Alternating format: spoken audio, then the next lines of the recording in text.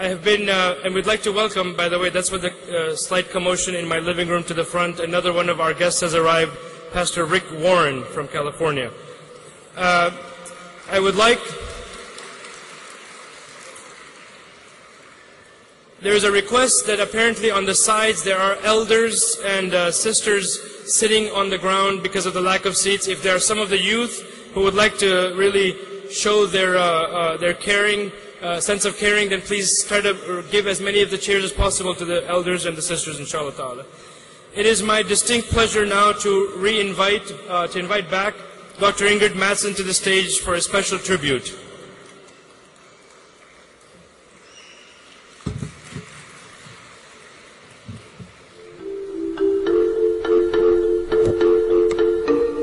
While the Muslim community in America is getting increased public attention, the spotlight always seems to avoid Imam W. Deen Muhammad.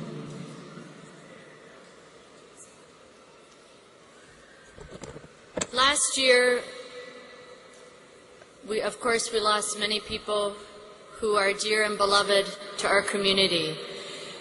But there's one leader of the Muslim community who we lost, who left such an important legacy for American Muslims that we felt it was incumbent upon us to recognize him this year in the convention. We've been talking about legacies, we've been talking about the way that all of us are responsible for and grateful to those generations who came before us. Those generations of civil rights activists whose work and persistence culminated in the ability of this nation to be able to elect an African American president. We've been speaking about the legacy of all of those Muslims who came to America and Canada from other places, whose hard work, whose sacrifice established the legacy of the Muslim Students Association from which the Islamic Society of North America grew.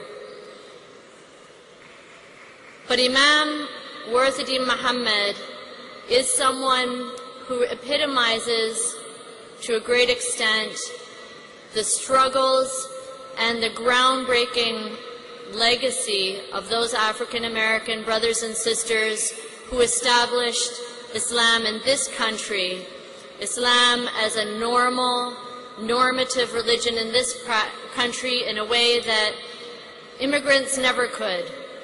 We are so grateful to those people who broke that ground for us, who taught us that it is possible when many people questioned it. It's possible to be both American and Muslim, and there's no contradiction between those identities. So now we'd like to play just a short video clip to recognize the contributions of Imam Muhammad. May Allah have mercy on his soul. Imam Muhammad, who passed away on the 9th day of Ramadan last year, September 9th, 2008.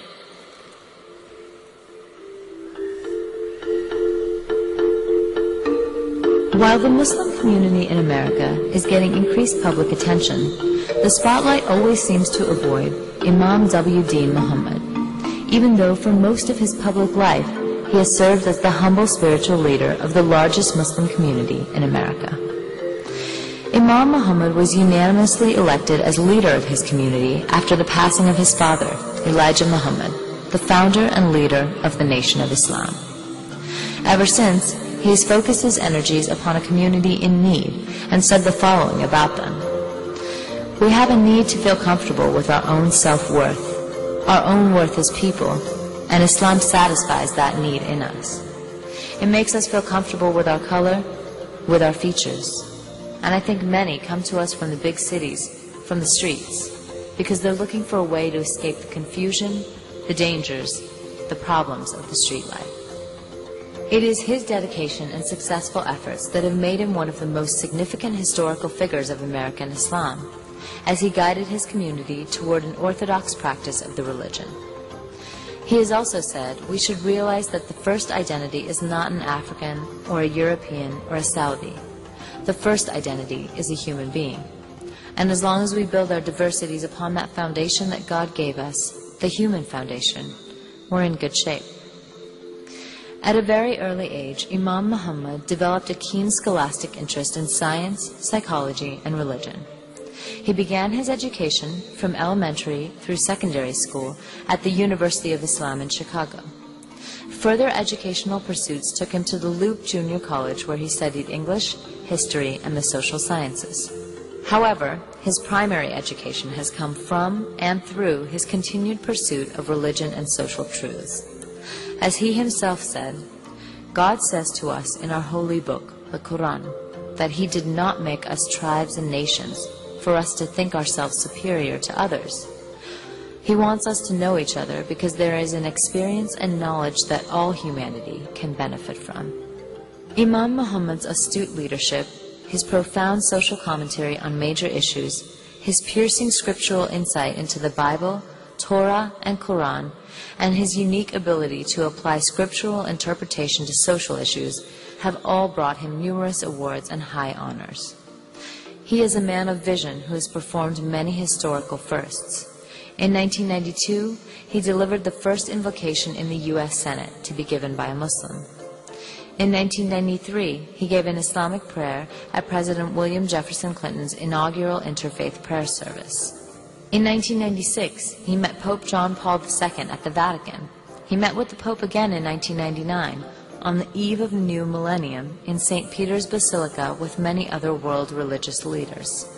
Imam W. Deen Muhammad has many more achievements and accomplishments that dignify not only African American Muslims, but all Muslims in North America. Imam Muhammad seems to be a man of love, of peace, of caring for all peoples in the world. Imam Muhammad will, God willing, take his rightful place in the history books as one of the major Muslim leaders of 20th century America, and as one of the country's great religious leaders. The difference between religion and spirituality is that spirituality is human and divine, he has said. It is human in that God created us to be spiritually pure, innocent, and unblemished, and that's human. But God also created us with an appetite for divine will.